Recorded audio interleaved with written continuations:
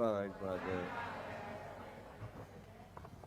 Do you know the meaning of appreciation? Mm, You know? mm, When do we appreciate? When we like something, right? mm, For example, if I like your singing, I say I appreciate, right? mm, No, I like, no? So when you like something, you appreciate. Whether it is singing, or whether it is working, or whether it is a sports, whether it is a beauty, no? If somebody is beautiful, we say, I appreciate you, no? You are beautiful. I appreciate you, you are very kind, no? I appreciate you because you are very helpful. And we all do this appreciation. And when we appreciate means we like, no, we like. And it comes automatically, no? It comes when you see something good, when you like something good, no? It comes automatically from your heart. So the appreciation comes from the heart. But then, what is the opposite of appreciation? Not appreciating. Okay? Well, let's say not appreciate. When we do this one, when we don't like, no? When we don't like something, so we don't appreciate. And we don't recognize. We don't recognize whether it is anything. Maybe we don't like the people, so whatever they do good, we don't appreciate because we don't like.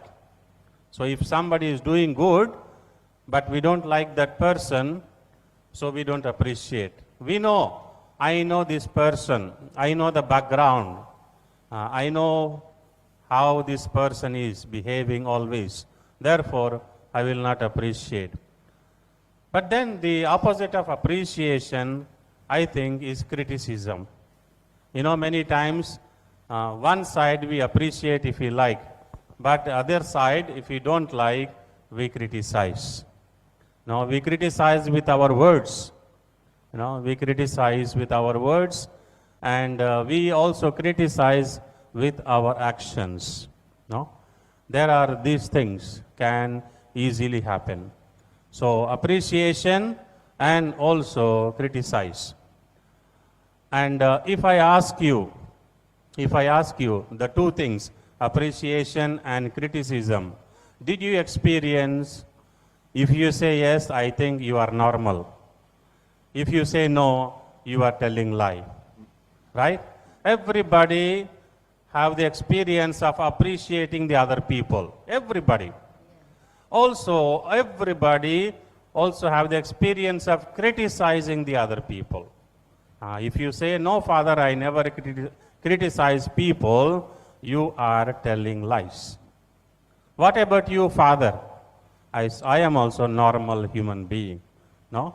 We appreciate, also we criticize. It is normal human behavior. So these two things we always experience. Why I am saying this one? Because today the gospel tells us that Jesus goes to his native village. He goes to his own hometown. What happens? They could not appreciate. They could not appreciate the wisdom. They could not appreciate the talking power. You know, when he was talking, it was the speech, no? The message was with power. And the message was entering into the hearts of the people. When he say a parable, the parable is touching the hearts of the people. The parable is able to connect to the people. So the power, they could not appreciate. Why? Because they know the background. They know the background and they say that he was a carpenter. Where is this wisdom coming from? You know, they were surprised at the wisdom and they were shocked at the way that he was talking. But still they could not appreciate because of the background. They could not appreciate. And so what they did, they have criticized. They have criticized. And so this is what happened in today's gospel. Sometimes people ask me, Father, when you are celebrating Mass, are you afraid? Are you scared? No? I said, when I was young priest, of course I was scared because, you stand in front of the public and the public is watching you and the public is listening to you and, there is a fear of being criticized. There is a fear of being criticized. Also, maybe you are happy when people appreciate you, but, there is also fear of being criticized. So now that I am not young anymore, I am not afraid. No? I am not afraid of celebrating Mass. I am not afraid of standing in front of the public. I am not afraid of the talking. I am not afraid of the criticism because it is a normal daily behavior of all of us. But then there is one place I am still scared. One place, whenever I go home, India for holidays, I go to my barrio to celebrate Mass. I am still scared every time that I celebrate Mass, every time that I give a homily. Why? Because it is my village. It was the place where I was born, and the people knew me from the childhood. They know my background. So when they know my background, I am scared. You do not know my background, I am not scared. So there is this one, no? There is appreciation and there is a criticism. So in the first reading, the prophet, Ezekiel was sent. He was afraid. He was afraid because he knew that the people would not listen. He was afraid. And in the gospel, in the second reading, Saint Paul was telling about a thorn in the flesh.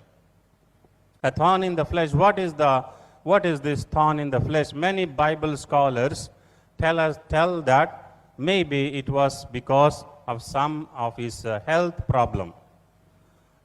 He was a great apostle. He had so many revelations. But then, when you reach a stage, when people appreciate you, when people honor you, you are considered a very honorable place in the society, and that is the time the pride may come. That is the time you may feel very proud, no? You may feel very proud because you feel that you are great, you feel that people should honor you and so on. So Saint Paul is telling, whenever I feel like that, there is a thorn in the flesh. There is a Satan to beat me.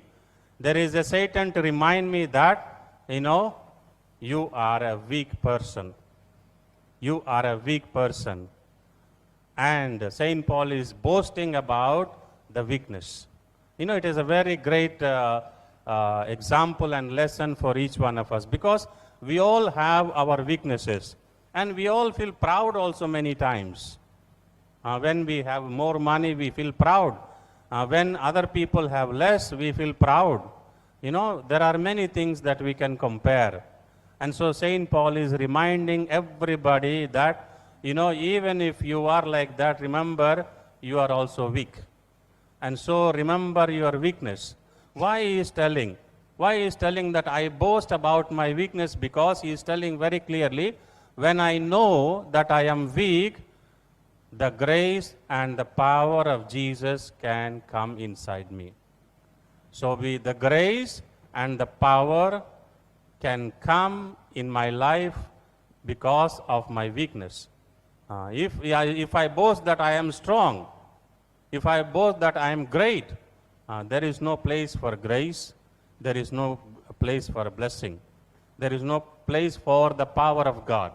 Therefore, if you are weak in something, boast about it because you need more grace and more blessing. And so, the gospel, coming back to the gospel, I would say that it was a sad story. Jesus goes to his own village, his own place. His own people did not appreciate. If they don't appreciate, it is still fine. But they have criticized because of the background. The conclusion, what happened? they went away without a blessing. You know, the people, they heard Jesus. The people, they have seen Jesus. They went away without a blessing because they could not appreciate, because they could not understand, because they could not digest of the power, the wisdom.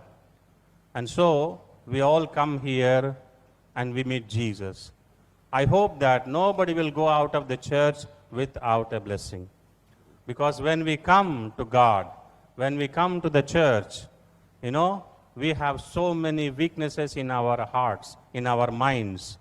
We have so many things that are disturbing us. We have so many things that are really, very, very disturbing. So when we come here, we present our weaknesses to God. Like St. Paul, we present all our weaknesses to Jesus. Let the grace and the power of Jesus come.